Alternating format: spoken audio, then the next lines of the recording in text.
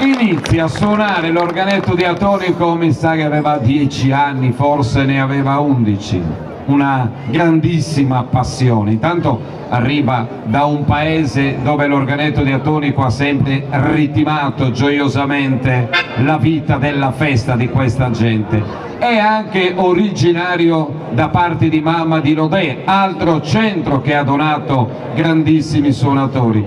Lui si ispira molto a Zio Fronteddu. Zio Fronteddu era di Siniscola, è morto a 94 anni e lui ancora qualche anno prima di passare a miglior vita, miglior esistenza, suonava ancora. Beh, Lucio ne ha portato e ne continua a portare dentro di sé e gli regala attraverso il suono dell'organetto questi tratti identitari. Siniscola naturalmente è un centro ad altissima vocazione folclorica, il primo gruppo folk, pensate che nasce agli inizi degli anni 50 e da allora le persone che si sono susseguite hanno garantito l'esistenza stessa dei gruppi folk. E stasera ne abbiamo una bella coppia con gli abiti tipici di Siniscola che fanno parte dell'associazione culturale Gruppo Folk Cucuruaianas. Applauso.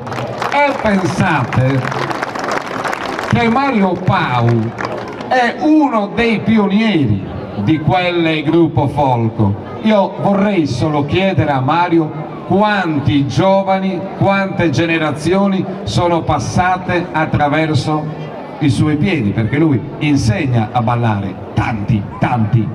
Mi sembra dovrebbe essere la quinta, la stessa generazione. Quindi stiamo parlando di quanti giovani? 69. E di quanti giovani? Parecchi. Tanti. Mario, tra le altre cose, non molto tempo fa è stato insignito anche del premio alla carriera come vero maestro di folklore. Lui con passione e con forza riesce anche con l'ausilio di Lucio Luzzu a portare avanti questa bellissima tradizione, questa bella tipicità che lega il capoluogo della baronia alla sua storia stessa. Lucio Luzzu, tra le altre cose, ha vinto anche una rassegna regionale che allora venne indetta dalla più importante televisione isolana che è Videolina, e porta nelle piazze di Sardegna la sua briosità, la sua freschezza, soprattutto attraverso i bellissimi balli di Siniscola che adesso lui suona e che Mario e la sua dama ballano. Ballittu e Baroniesu.